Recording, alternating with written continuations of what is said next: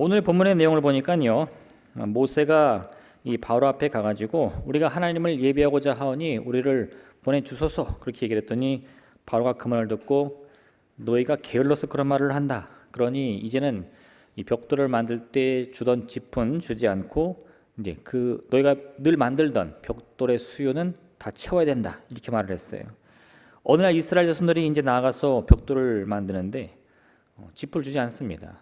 근데도 이 기록원들이 벽돌의 개수를 줄여주지 않는 거예요. 일은 더 많아졌는데 똑같은 결과를 요구하다 보니까 이 노동의 강도가 더 세진 거죠. 너무 괴로우니까 이제 바로에게 가서 호소하는 겁니다. 왜 짚을 주지 않습니까? 예전엔 짚을 줘서 그걸로 우리가 벽돌을 만들었는데 우리가 짚도 구하고 벽돌도 수요대로 만들려니까 너무 힘이 듭니다. 그랬더니 바로가 뭐라 그래요? 너희가 게을러서 그렇다. 너희가 게을러서 여호와께 제사를 드리겠다라고 말했더니 내가 그것으로 인해서 너에게 이렇게 대하는 거다 말하는 거죠. 그러니까 이제 그때서 이스라엘 백성들이 이게 뭐가 이리 잘못됐구나. 모세가 와서 무슨 말을 했구나. 그걸 알아는 거예요. 그래서 실망한 마음으로 돌아가는데 이 길가에서 모세와 아론을 만납니다. 그랬더니 어떻게 돼요? 마음에 담고 있던 이 울분과 분노가 막 터져 나오는 거죠. 너네 때문에 우리가 이렇게 된 거야. 이렇게. 그러니까 모세도 또 마음에 상처를 입어가지고요. 하나님께 울면서 기도합니다. 하나님, 주님이 시킨 대로 다 했는데 왜 바로가 더 우리 백성들을 학대합니까? 왜 하나님은 그것도 보고만 계십니까? 네. 이게 바로 이제 오늘 본문의 내용이죠. 우리는 이 이야기를 통해서요, 이 이스라엘 백성들의 모습을 잘 기억해야 합니다. 지금 사실 모세는 누구를 위해 이 고생을 하고 있습니까? 모세는 원래 이 광야에서 잘 먹고 잘 살던 사람이에요. 사랑하는 여인 만나가지고 이 아이들 잘 낳고 거기서 가족들과 함께 새 인생 시작했습니다. 근데 하나님이 그를 강권히 부르셔가지고 그렇게 싫다고 하는 사람 보내가지고 일을 하라고 했거든요. 그래서 또 모세가 각오를 다져서 왔다는 말이에요. 내가 이제는 하나님의 종이 되어서 뭔가 한번 해보겠다. 그래서 했는데 어떤 일이 벌어졌어요? 사람들이 그런 모세를 원망하면서 비난하는 거죠. 가만히나 있으면 중간에 나가지 왜 이렇게 나서가지고 말이야 이렇게. 네. 그럼 또 모세의 마음은 어떻겠습니까? 차라리 가만히나 있을 걸. 이런 생각이 들겠죠. 우리가 인생을 살다 보면요, 이런 일들을 많이 만납니다. 모세 입장을 많이 당하기도 하고요. 반대로 이 이스라엘 백성의 입장이 되기도 하는 거예요. 누군가 나에게 선을 위해서 일하는데 그것 때문에 뭔가 잘못 이루어지면요, 그 사람에 대한 원망과 불평이 터져 나오는 거예요.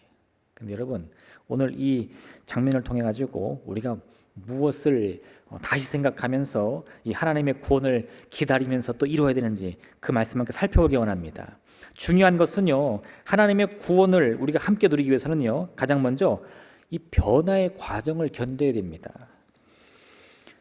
하나님께서 우리에게 주신 약속의 말씀은요, 변화를 약속하시는 거예요. 그 말씀이 이루어지는 순간 우리의 삶이 변화된다는 겁니다. 근데 그 변화라는 것은요, 당장 이루어지는 것은 아니에요. 무엇인가 변하기까지 오랜 시간이 걸릴 수도 있고요. 또 내가 생각하지 못한 상황이 다가올 수도 있는 겁니다. 변화라는 말을 제가 사전에 찾아보니까 이런 뜻이더라고요. 어떤 사물의 성질이나 모양, 그 상태가 바뀌어서 달라지는 것이다. 네. 그 무언가가 바뀌어서 달라진다는 겁니다. 내가 변한다는 것은 내가 바뀌는 거죠. 내 모습이 변하든 내 성격이 변하든 내 운명이 바뀌든 뭔가 변한다는 겁니다. 달라져야 돼요. 그래서 이 변화를 위해서는요, 그 달라짐이 이루어지기까지 과정이 반드시 필요한 거예요. 하나님이 약속의 말씀을 주실 때요, 그 약속의 말씀 속에는 많은 소망이 들어 있습니다. 능력이 들어 있습니다. 그래서 우리가 때로는 그걸 그대로 이해하면서 이런 오해를 해요. 당장 내일부터 내 운명이 바뀌겠구나. 아니, 그런 뜻은 아니에요. 바뀌는 건 맞는데 그게 꼭 내일 이루어지는 건 아니라는 겁니다. 그 말씀이 생략되어 있는 거죠. 그래서 우리는요, 우리 인생의 변화, 늘 바라듯이 이 저주가 축복으로, 죽음이 생명으로, 또 슬픔이 기쁨으로 변하는 것을 간절히 소망하면서도 그것을 소망하며 간구하며 하나님의 응답을 기대할 때 하나님 그것을 응답해 주시잖아요. 그러면 그 변화가 이루어지기까지 내가 기다릴 각오를 해야 된다는 거예요. 변화는 약속에 되었으니까. 우리가 이제 잘 아는 신화가 있어요. 온 국민이라면 다 아는 옛날 옛적 이야기. 뭘까요? 단군 신화. 그럼 한국인이라면 다 알겠죠. 네. 이 환웅이라는 사람이 내려오니까 호랑이의 곰이 찾아옵니다. 그리고는 그가 이제 신령한 능력이 있는 것을 알고 우리가 사람이 되고 싶으니까 좀 사람으로 좀 바꿔주세요. 이렇게 말을 해요. 그러니까 환웅이 그 자리에서 얍 하면 될 것 같은데 그죠? 수리수리 마수리 그러면 될 것 같은데 꼭 그렇게 안 하고 막 돌려 말한단 말이에요. 내가 쑥과 마늘을 줄 테니까 이거를 100일 동안 먹어라. 그래서 또 집에 가서 이렇게 막 구워 먹을 만한데 집에 가지 말고 햇빛을 보지 말고 동굴에 꼭 틀어박혀 있어라 이렇게 말한단 말이에요. 그러니 밖에도 못 나가, 또 고기도 못 먹어. 그 맛없는 쑥과 마늘만 먹어야 되니 그게 얼마나 힘들겠어요. 그 왜 그런 일을 했을까? 또 그 과정을 보니까 이 곰은 잘 견뎌가지고 그걸 이 쑥과 마늘만 먹다가 사람이 됐잖아요. 근데 호랑이는 어떻게 됐죠? 중간에 뛰쳐나갔단 말이에요. 그것도 이해가 돼요. 네. 우리가 최근에 이제 코로나 이 기간 거치면서 이 격리 기간을 좀 경험해봤는데 저도 한 2주 딱 해보니까 이야, 이게 사람이 정말 뭔가 뭐라고 할까요? 이 머릿속에서 뭔가 돌아가는데 잘못 돌아가는 느낌이 좀 나요. 내가 이 기능이 망가졌다는 느낌. 네. 내가 고장난 로봇인가 이런 느낌이 좀 들 때가 있어요. 바르게 생각하고 바르게 행동하는 것 같은데 이 방 한 칸에서 뭔가 하려고 하니까 이게 뭐 사람 같지도 않고 무슨 돼지우리에 있나 이런 생각도 좀 들고, 밥도 우리 와이프가 이렇게 비닐봉지에 싸가지고 이렇게 슉 던져줬거든요. 그럼 그렇게 먹은 다음에 비닐봉지 또 쑥 버려요. 네. 그러니까 뭔가 내가 사육되는 느낌? 네. 정신이 나가겠더라고. 근데 100일 동안 이 동굴에 갇혀가지고 여러분 쑥과 마늘만 먹는다 생각해 보십시오. 네. 그냥 먹으려도 못 먹겠는데 동굴에서 또 이 곰과 호랑이는 육식동물이잖아요. 네. 고기를 아주 좋아하는데 이거 먹으라니까 뛰쳐나가는 게 당연한 거죠. 근데 그거를 뛰쳐나가면 어떻게 돼요? 네. 50일을 먹었던 90일을 먹었던 변화가 없습니다. 변화가 없어요. 딱 100일을 채우면 그때 사람이 되는 거죠. 이 호랑이와 곰이요, 사람이 되고 싶으면, 그래서 그것을 내가 원한다면 이제는 그 100일이라는 기간을 견딜 각오를 함께 해야 되는 거예요. 그게 이 변하겠다는 각오의 핵심입니다. 마찬가지로요, 하나님이 이스라엘 백성의 운명을 바꿔주겠다고 했어요. 애굽에서 이 노예의 삶을 끊어주고 자유와 해방을 주겠다는 겁니다. 그러면 거기는 어떤 의미가 담겨 있어요? 그 자유와 해방을 얻기까지 견뎌야 된다는 것이 담겨 있다는 거예요. 이 바로가 무너지고 이 노예의 사슬이 끊어지고 자유를 향해, 해방을 향해 그 나아가는 그날까지 하나님의 뜻이 이루어진다는 사실을 믿고 견딜 이 결단을 해야 된다는 겁니다. 그런데요, 오늘 본문을 보면 이 이스라엘 백성들은 물론이고 모세도 그걸 기다리지 못해요. 모세도 사실 하나님의 부르심을 받았을 때 이미 그 과정이 얼마나 힘든지를 다 들었어요. 바로가 마음이 완악해져서 너희가 너희의 말을 쉽게 듣지 않을 것이고 내가 비로소 능력의 팔을 들어 그를 칠 때에 그가 내가 여호와인 줄 알고 너희를 보내리라. 네. 말은 짧지만 거기 얼마나 많은 의미가 담겨 있습니까? 바로는 처음에 생각을 안 고칠 거예요. 이 고집을 안 꺾을 겁니다. 하나님이 역사하시고 역사하셔서 그가 결국에 하나님 앞에 무릎 꿇을 때에 이 해방이 이루어진다는 거예요. 그걸 다 들었는데 이 모세가 와서 바로 앞에 하나님의 말씀을 전했을 때 이 바로가 콧방귀도 안 뀌니까 그 마음이 낙심이 되는 겁니다. 알면서도 낙심이 되는 거예요. 그 변화의 과정이 그만큼 힘든 거죠. 이 깊은 병이 있는 사람들 병원에 가가지고 의사한테 이렇게 진찰받는데 의사가 이렇게 말하는 거예요. 100일 동안 이 약을 꼭 잘 먹으십시오. 그럼 처음에는요, 내가 하루도 빼놓지 말고 잘 먹어야지 이렇게 생각합니다. 집에 가서는 이렇게 막 알람 맞춰놔가지고 삐릭삐릭 하면 막 먹죠. 한 30일 먹으면 몸이 좀 괜찮아지는 것 같아. 그리고 어떤 생각이 들어요? 그만 먹을까? 네, 힘든 거예요 이제. 그리고 몸이 이제 건강해진 것 같아. 의사가 좀 오버했겠지. 한 50일 먹으면 되는데 혹시 내가 안 먹을까 봐 100일이라고 했으니까 반만 먹을까? 이런 생각이 드는 거죠. 100일이라는 시간, 왜 그것을 말했을까요? 네, 그것은 이 곰과 호랑이가 사람이 된다는 것은 물론 실제로도 가능하지 않지만 그 이야기 속에서도 그 과정이 결코 쉽지 않다는 걸 미리 말해주는 거예요. 너희가 정말 그런 각오가 돼 있느냐? 너희가 그 변화를 받을 만한 이 마음의 소망이 있느냐? 그렇게 계속 물어보는 거예요. 거기에 예스라고 대답을 했을 때에 그 일을 할 수 있다는 겁니다. 이 호랑이는요, 그 일 하다가 생각보다 힘든데 하고 뛰쳐나가면 어떻게 돼요? 도루묵이 되는 거죠. 우리 인생의 변화를 원한다면요, 하나님의 약속의 말씀 속에 담긴 이 과정의 의미를 살펴볼 용기가 필요합니다. 하나님의 약속의 말씀은 반드시 이루어지는데 중요한 건 뭐다? 그 반드시의 뜻에는 그 반드시 이루어지는 그날까지 나도 마음을 다잡아야겠구나. 내 마음이 처음과 같이 흔들리지 말아야겠구나. 그걸 기억해야 된다는 겁니다.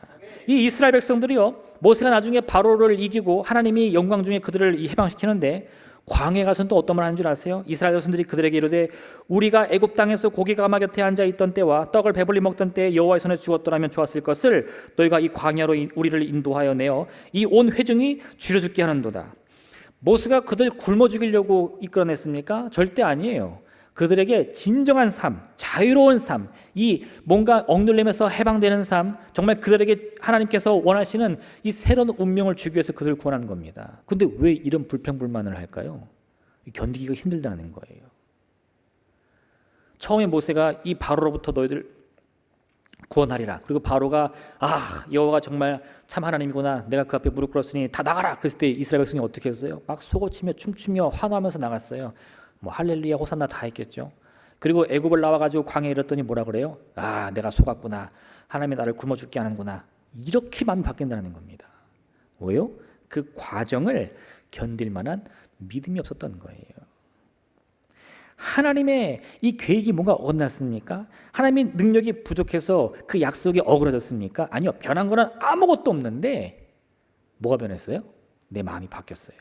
못 견디겠는데, 이거 못하겠는데, 입에서 마늘 냄새 나는데, 그리고 포기해버리는 겁니다.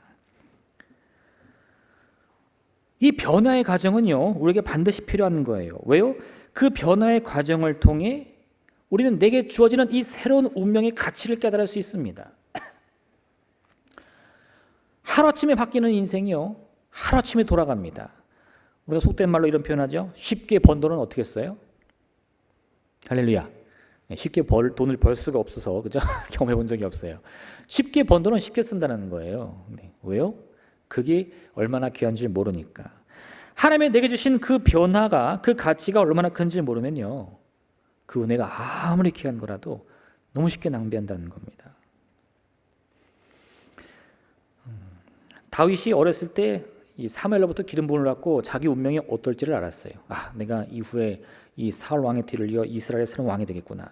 근데 그것을 외부에는 말하지 않고 꼭꼭 잘 숨겼습니다.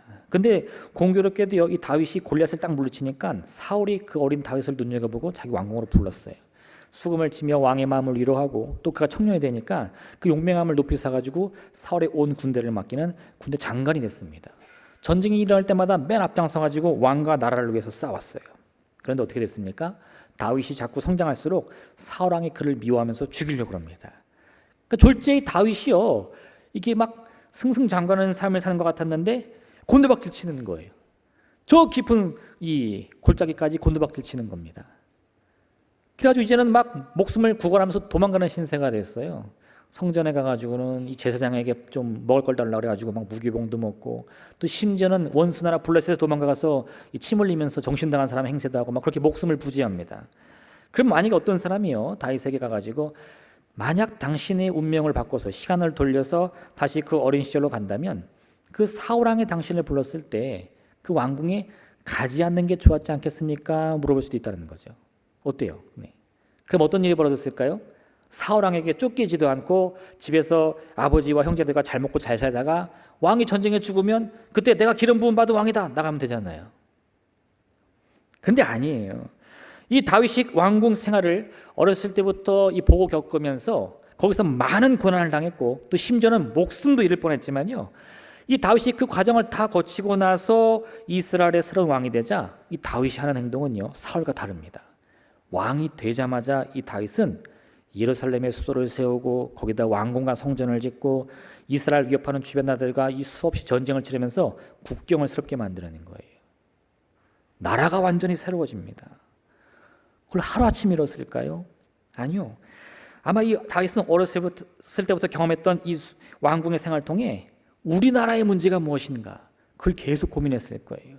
사울왕에 쫓기면서도요, 다윗은 자신이 새로운 왕이 되었을 때 해야 할 일이 뭔지를 계속 되뇌었을 겁니다. 그때는 고난의 시기였지만, 그때는 참으로 위험과 문제가 많은 시기였지만, 그 시기가 있었기 때문에 다윗은 왕이 되었을 때 내가 무엇을 해야 하는지를 미리 준비할 수 있었던 거죠.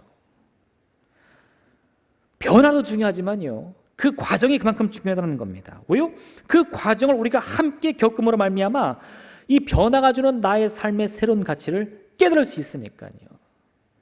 예수님께서 십자가에 달려서 피를 흘리고 그 생명보로 나를 구원해 주셨는데 우리가 그 가치를 언제 깨달을까요? 예수님이 그 생명 버리시는 순간이 아니에요. 그때도 아무도 몰랐습니다. 예수님이 왜 저 위에서 고통받으며 그 생명을 버리셔야 되는지 누구도 몰랐어요. 내가 이 죄악의 고통 가운데 신음하다가 예수님의 손길에 나를 구원하니까 그때서야 아는 거예요. 아, 주님이 이걸 위해 목숨을 버리셨구나. 주님이 이 구원을 위해 그 피를 흘리셨구나. 병이 고침받고 문제가 해결받고 정말 내가 그 깊은 이 사망의 골짜기에서 하나님의 그 생명의 구원으로 올라가는 순간요, 그때 깨닫는 거예요. 그 경험이 없으면 예수 그리스도의 은혜가 무엇인지를 알 수가 없습니다. 내가 얼마나 행복하게 사는지를 알지를 못해요. 우리 어르신들 아이들에게 이런 말씀 많이 하죠. 복이 겨운 줄 알아야지. 할렐루야. 할렐루야. 우리 아이들은 무슨 복을 받았어요? 우리 아이들은 되게 어리둥절해. 내가 무슨 복을 받았나. 네. 그럼 이제 나와야지. 예. 똥구멍 찢어지는 순간부터 쫙. 네. 그걸 경험한 사람만이 나의 삶의 가치를 알 수 있어요. 어떤 분이 이런 얘기를 하는 거예요. 자기 아들이 고등학생인데 한 번은 아들과 함께 길을 가다가 이 아버지가 아이스크림을 사줬어요. 아이스크림을 맛있게 먹으려고 뜯어서 먹는데 자기는 그 아이스크림 다 먹었는데 옆에 보니까 이 아들이 아이스크림 한 반쯤 먹다가 쓰레기통에 버린 거예요. 그 순간 이 아버지가 화가 너무 나가지고 견딜 수가 없는 겁니다. 왜요? 내 인생에 한 번도 눈앞에 보이는 먹을 것을 버린 적이 없다는 거예요. 밥알 한 톨도. 네. 왜 그래요? 그 과거에는 그게 얼마나 귀한지를 알았어요. 정말 한 톨의 밥알도 얼마나 귀한 줄 아니까 눈앞에 먹을 것이 보이면 우리는 어떻게 할까요? 먹어 치워야지. 네. 버리려면 내 뱃속에 버려야지 딴 데는 못 버려요. 그게 우리의 인생이었는데, 그게 당연한 삶이었는데 요즘 이 아이들은 그걸 모르는 거죠. 뭐 부지기수 넘쳐납니다. 그냥 먹다가 맛없으면 버려버리는 거예요. 한 입 먹고 버려요. 네. 복에 겨운 줄을 모르는 거예요. 왜? 고난을 경험해 본 적이 없으니까. 변화의 과정을 겪지 않고요, 그 과정을 그냥 점프해 버리면 내가 무슨 은혜를 누리는지를 알 수가 없습니다. 그걸 견디셔야 돼요. 지금 내가 변화의 과정에 있다는 사실을 인정하고 견뎌야 돼요. 그게 변화의 시작입니다. 두 번째, 여러분, 그럼 그 변화의 과정을 마냥 이를 악물고 참으면 되느냐? 아니요. 그 변화의 과정을 견뎌내는 방법이 있어요. 무엇이냐? 변화의 과정을 겪으면서 지금 이 변화를 향해 나아갈 때의 그 과거의 나의 모습들, 지금까지 내가 살아왔던 내 인생의 모습들을 하나하나 버려야 됩니다. 다 끄집어내서 버리셔야 돼요. 여러분의 생각, 여러분의 가치, 여러분의 기준, 여러분의 습관들 다 끄집어내서 하나씩 다 버리셔야 돼요. 그렇게 나를 비우는 것이 변화를 기다리는 과정, 그 가운데 해야 할 일이라는 겁니다. 새롭다는 것은 무엇입니까? 새롭다는 것은요, 우리의 삶은 온전히 있는데 이 뭔가를 나에게 더하는 게 아니에요. 그건 그냥 더하는 거죠. 네. 새로워진다는 것은 과거의 나는 완전히 사라지고 새로운 나의 모습이 된다는 겁니다. 습관을 새롭게 하려면 어떻게 해요? 옛 습관은 버리고 새로운 습관을 가져야죠. 내 생각이 새로워지려면 어떻게 해야 돼요? 옛 생각은 버리고 새로운 생각을 내 머릿속에 품어야죠. 내 운명을 바꾸려면 어떻게 해야 돼요?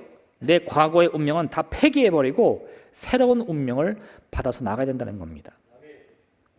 근데 하나님이 새로운 운명을 주신다 그러면 그건 또 좋아하면서도 이 과거를 버리지 못해요. 과거에 내가 얼마나 아까운지 그냥 꼭 끌어안고 있는 거예요. 아까 제가 이제 우리 요즘 세대들, 이 나쁜 점을 한번 지적했으니까 이제 우리 어르신들, 할렐루야, 세상 공평하잖아요. 가끔 이제 저희 부모님 댁에 가면 이게 그 집은 제가 초등학교 때부터 살았던 집이에요. 초등학교 입학하기 전부터. 지금 뭐 거의 30년 넘게 사시는데 가면 제가 어렸을 때 쓰던 물건들이 다 그대로 있습니다. 뭐 의자나 어떤 책장 같은 게 오래된 게 그대로 있는 게 많아요. 장롱도 그렇고. 그래서 저희 부모님께 엄마 저 좀 버려. 저 얼마나 됐어. 그러면 그 왜 버리냐 멀쩡한데. 뭐 틀린 말은 아니에요. 멀쩡하니까. 네. 근데 그거 제가 쓰던 거 뭐 텅텅 비어 있는데 그걸 왜 끌어안고 계십니까? 네. 아까워서 못 버려요. 아까워. 새 장롱을 사서 그 옆에 둘지언정 그 맞지도 않는 거 30년 전 장롱이랑 요즘 장롱이 같이 있어도 되지 그 옛날 거 못 버려요. 아 엄마 이거 하나도 안 어울려. 요즘 것도 아닌데 뭐 어때 나만 좋으면 되지. 네. 그 고집이 안 꺾이시더라고. 그 왜 그래요? 네. 그 옛날 그것이 그걸 버릴 수가 없어요. 옛날에 내 모습, 내 습관, 내가 어떻게 살았는데, 내가 그 과정 중에 내가 어떻게 이를 악력을 버텼는데, 그 말의 습관, 행동의 습관, 삶의 습관을 아까워서 못 버린다는 겁니다. 이건 인생이 오래될수록 더 힘들어요. 우리 아이들요 아주 쉽게 바꿉니다. 왜? 사실 습관이 들 정도로 오래 살아본 적도 없거든요. 습관이 뭔지도 몰라요. 그래서 새로운 거는 늘 새로운 것을 받아들일 수 있는 이 유연성이 있는데, 할렐루야. 네, 나를 버려야 돼요. 과거의 나를 버려야 돼. 나는 지금 새로워지기 위해서 하나님의 꿈을, 그 비전을 품는 거지, 지금의 나의 모습 속에 막 새로운 것을 덧붙이려고 하나님을 은혜를 구하는 게 아니라는 겁니다. 그 예전에 1994년에 쇼생크 탈출이라는 영화가 있었어요. 혹시 안 보신 분들은 꼭 보시기 바랍니다. 굉장히 재밌어요. 네, 쇼생크 탈출. 스티븐 킹이라는 유명한 소설가가 쓴 그 소설을 영화로 만든 건데 내용 간단합니다. 주인공이라는 이 앤디라는 사람이 있었는데 이 사람이 어떻게 하다 감옥에 갇혔는데 이 쇼생크라는 감옥은 아주 악명이 높은 감옥이었어요. 누구도 탈출할 수 없다. 근데 이 주인공 앤디가 오랜 시간 숟가락 같은 걸로 이렇게 벽을 파가지고 감옥을 탈출하는 내용입니다. 근데 왜 그 영화가 참 재밌느냐? 이 영화를 보니까 이 교도소에 갇힌 사람들의 모습 속에서 많은 것들이 보여요. 아주 재밌는 장면이 하나 있었는데, 재밌다고는 좀 그렇지, 좀 인상 깊었던 장면이 있었는데요. 어떤 한 죄수가 젊었을 때 무슨 죄를 지었는지 무기징역을 받았어요. 그리고 주인공이 이제 그 감옥에 들어갔을 때는 이미 50년을 감옥에서 살았습니다. 근데 미국에서는 20년 지나면 이렇게 가석방 제도가 있나 봐요. 20년마다 이게 가석방이 되는지 안 되는지를 심사해가지고 되면은 내보내준다는 거예요. 무기징역자도. 이 사람이 50년 동안 감옥에 있다 보니까 아주 순해졌어요. 이제는 뭐 속된 말로 이빨 빠진 호랑이가 돼가지고 전혀 위협이 되지 않습니다. 그러니까 당연히 이제 가석방 시킵시다 해가지고 사인을 해서 이분을 감옥에서 이제 내보내주는 거죠. 그러니까 사람들이 막 축하합니다. 환호를 치는데 이 사람 마음은 좋은 게 아니에요. 내가 정말 말 그대로 거의 인생의 거의 모든 시간을 다 감옥에서만 보냈는데 밖에 나가서 내가 제대로 적응을 할 수 있을까? 그런 이제 불안감을 가지고 밖에 나갔습니다. 그랬더니 국가에서 또 일자리도 알아봐 줬어요. 어떤 대형 슈퍼마켓에 이 캐셔처럼 앞에 서가지고 계산하는 사람 일을 시키는데 뭐 단순하니까 잘해요. 띡띡 찍으면서 잘합니다. 일을 하다가 한 번 이렇게 손을 이 사람이 번쩍 드는 거예요. 그러니까 그걸 보고 관리인이 딱 보고 깜짝 놀라가지고 무슨 일인가 막 뛰어옵니다. 무슨 일입니까? 무슨 일입니까? 큰일 났어요. 그랬더니 이 사람이 뭐라 하냐면 저 화장실에 가고 싶습니다. 그러니까 관리인이 막 버럭 화를 내면서 아니 뭐 그런 걸 저한테 묻고 그래요. 그냥 갔다 오면 되지. 이렇게 말하는 거예요. 그랬더니 이 사람이 쓱 화장실에 가면서 혼잣말로 이렇게 말하는 거예요. 나는 평생 누군가의 허락이 없이는 화장실에 가본 적이 없습니다. 감옥에서 그렇게 했으니까. 그리고 집에 가면서도요 계속 그 말을 하는 거예요. 나는 허락이 없으면 화장실을 못 가는데, 나는 허락받지 않으면 화장실을 못 가는데. 그러면서 집에 가가지고 그날 밤 이 목을 매 자살을 해요.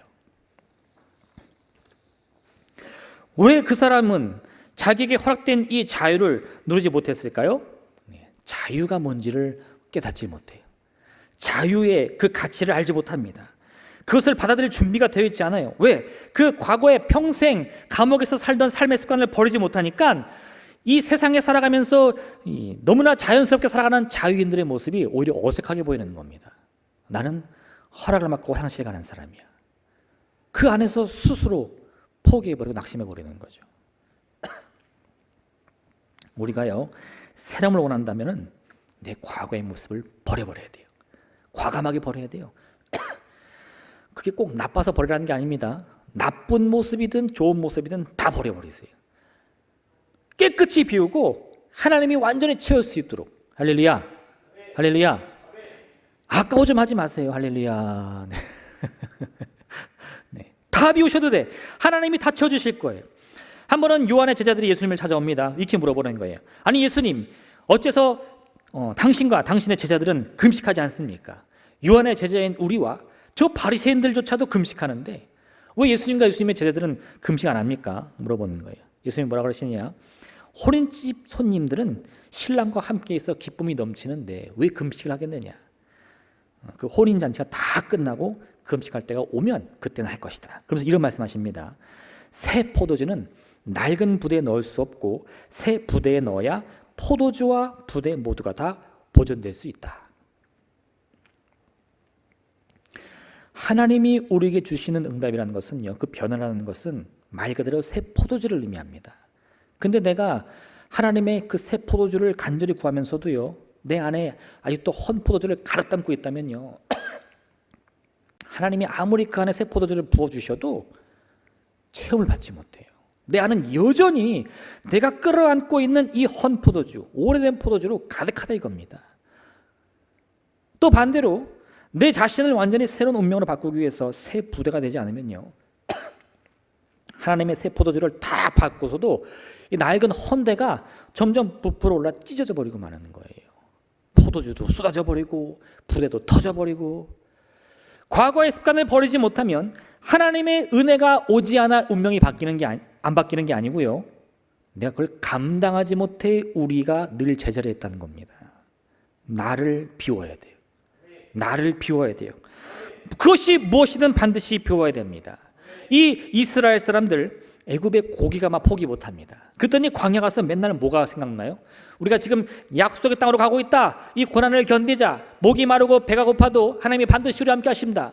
그럼 어떻게? 저 구름 기둥과 불 기둥을 봐라 하면 되는데 아니에요. 야, 애굽에는 고기가 막 있지 않았냐? 우리가 아무리 고된 노동을 한다 할지라도 그것만 견디면 배불리 먹을 수 있었다. 이렇게 말한다는 겁니다. 과거를 돌아본다고 우리는 바뀌지 않아요. 한번 그 애굽을 나와 우리가 광야길을 간다면요, 이제 우리의 유일한 목적지는 약속의 땅이어야 할 줄로 믿습니다. 그 과정이 아무리 고되고 힘들더라도 여러분 뒤돌아보지 마시고 오직 전진하시길 부탁드립니다. 마지막 세 번째, 이렇게 우리가 하나님의 이 변화의 과정을 견디면서 나를 비워가는 과정 가운데 우리가 인내하며 싸워야 할 대상이 누군지를 정확히 아셔야 돼요. 이 과정이 너무 고되고 힘들면요, 우리 마음에는 이 원망이나 불평이 쌓이게 되어 있습니다. 이 사람이 힘들면 마음이 편안하지가 않잖아요. 그러다 보면 엉뚱한 데에 이 분노가 나갑니다. 저도 가끔 제가 보면 제가 화가 날 때가 있어요. 막 화가 날 때, 나도 모르게. 언제인 줄 아세요? 배가 고플 때. 배가 고플 때는 누가 무슨 말해도 귀에 안 들어와요. 왜? 내 배나 채워야지. 지금 무슨 말 하는 거야? 그러니까 뭘 말하면 엉뚱한 말이 나가요. 뭐라 그런 거야? 왜 괜히 시끄럽게 떠들어? 네, 그 와이프가 그러죠. 야, 네 아빠 배고프다, 야. 네. 우리가 이 하나님의 변화의 과정을 견디는 가운데에 내가 정말 맞서 싸울 대상을 알지 못하면 엉뚱한 대상과 싸우게 됩니다.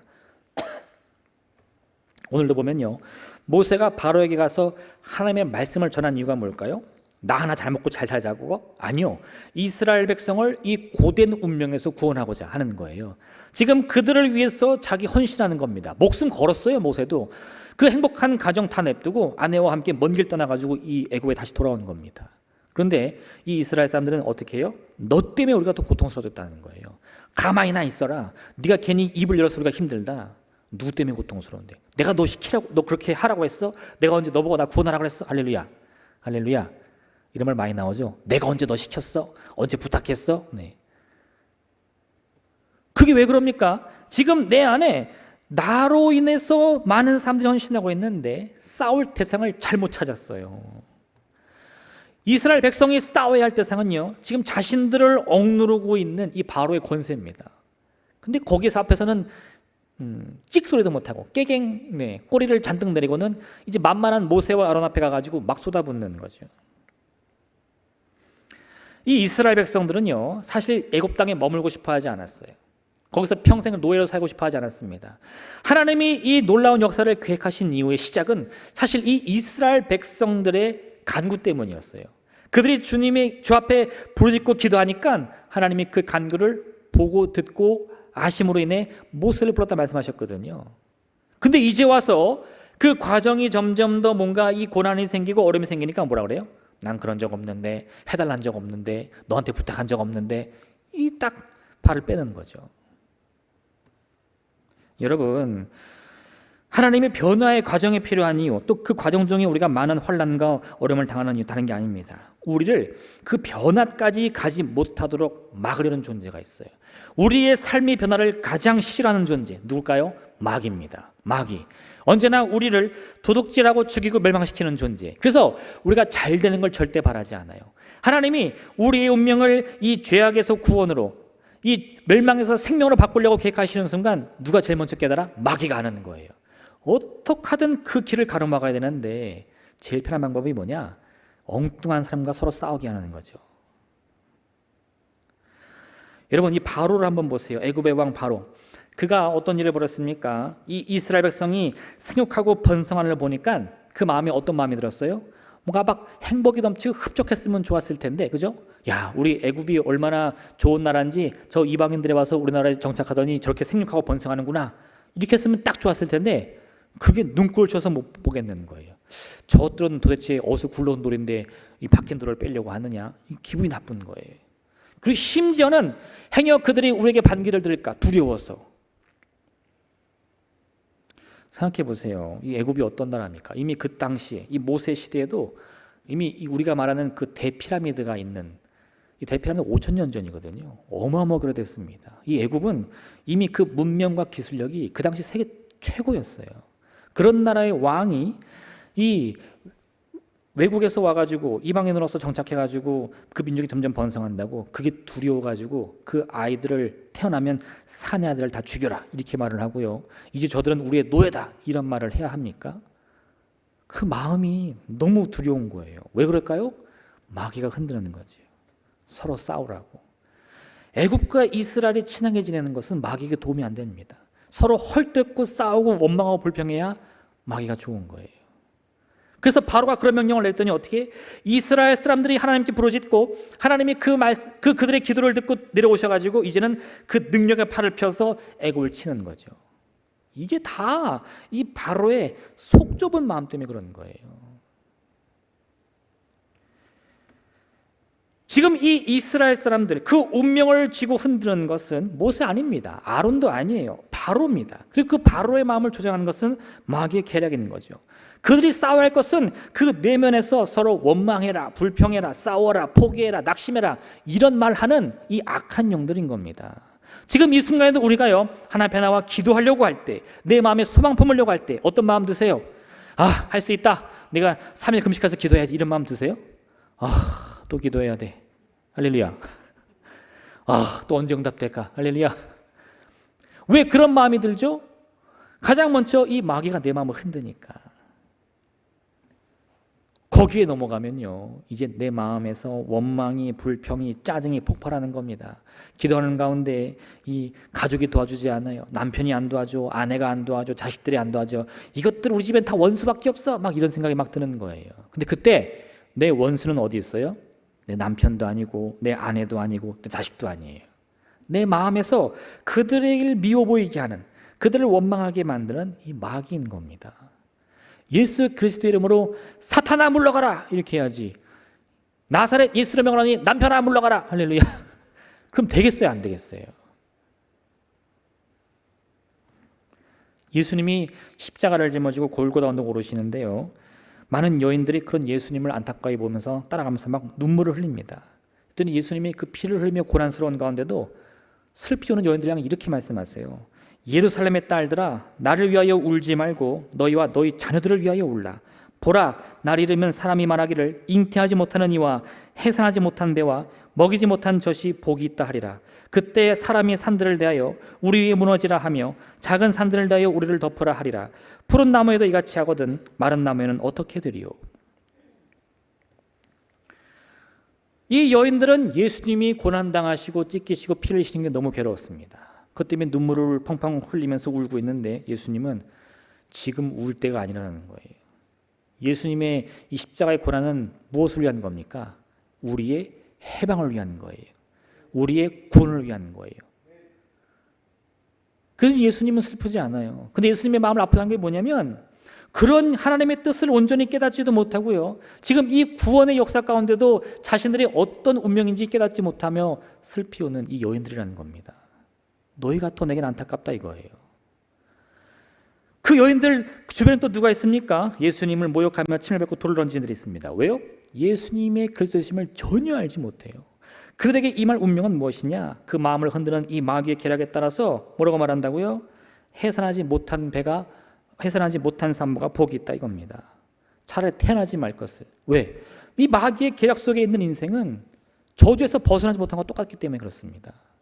지금 그들이 해야 할 일은요, 예수님을 안타까워하거나 불쌍해하는 것이 아니라 그 십자가의 능력을 바라보며 거기에 자기 운명을 걸어야 돼요. 함께 그 뒤를 따라서 나도 내 십자가를 짊어지고 저 길을 가야겠다고 각오해야 할 판인데, 예수님이 누군지도 모르고 왜 피 흘리신지도 모르고. 여러분, 우리가 싸워야 할 대상이 누굽니까? 지금 우리가 맞서야 할 대상이 누구입니까? 그것은 우리의 가족 아니고요, 우리의 친구 아닙니다. 우리의 이웃도 아니고 우리의 환경도 아니고 우리가 살아가는 이 세상도 아니에요. 지금 이 순간에도 내 마음과 생각을 뒤흔들면서 나에게 이 낙심을 하게 하는 마음들, 포기하게 하는 마음들, 남을 원망하게 하는 마음들, 그 마귀의 계략인 것을 꼭 기억하시길 바랍니다. 안 된다는 생각이 들 때요, 정신 바짝 차리셔야 돼요. 왜 안 될까요? 실력이 없어서, 능력이 없어서, 환경이 어려워서. 물론 틀린 말은 아니지만요, 그건 원인이 안 돼요. 내가 안 된다고 믿기 때문인 거예요. 그 마음과 싸우셔야 돼요. 다시 한번 우리의 운명이 하나님의 손에 있음을 깨달으시고요, 나의 이 완악함을 벗어던지는 되시 부탁드립니다. 내 안을 계속해서 이 흔드는 그 마귀의 계략과 싸우시길 부탁드립니다. 문제가 찾아올 때요, 원망과 불평해봤자 아무 해결책이 안 됩니다. 오히려 그 문제를 바라보면서도 하나님이 나를 변화시키신다, 하나님이 나의 운명을 이끌어 주신다라는 믿음을 가져야 할 줄로 믿습니다. 변화를 원하십니까? 여러분이 싸울 상대가 누구이신지를 바로 깨달으시길 부탁드립니다. 예수 그리스도의 권능을 의지하여 맞서 싸우시기를 바랍니다. 그리고 승리를 함께 꿈꾸는 때요, 그 승리는 나만을 위한 승리가 되어서는 안 돼요. 나를 위한 승리, 가족을 위한 승리, 이웃을 위한 승리, 우리 교회를 위한 승리, 온 세상을 위한 승리가 확실합니다. 왜요? 하나님이 이루어주시니까. 이 믿음과 꿈을 가지실 때 여러분, 우리는 절대 패배하지 않아요. 우리는 절대 지지 않습니다. 지금 여러분의 마음속에 조금이라도 의심이 드신다면요, 싸워야 할 때예요. 예수 그리스도의 이름 의지해서 여러분 승리를 향해 나아가시길 부탁드립니다. 함께 기도하겠습니다. 오늘 말씀 기억하시면서 하나님, 참으로 우리의 이 삶이 변화될 줄로 믿습니다. 우리의 말이 바뀌고 우리의 생각이 바뀌고 우리의 미래가 바뀌어 우리의 운명이 바뀔 줄로 믿습니다. 그 꿈을 가지고 기도하오니 하나님 견디게 하여 주시옵소서. 우리를 넘어뜨리는 모든 악한 영과 싸우게 하시고 우리 주님 그 생명바로 우리를 위해 예비하신 승리를 바라보게 도와주옵소서. 주님의 이름 생각 무릎 만지를 기도하겠습니다. 주여!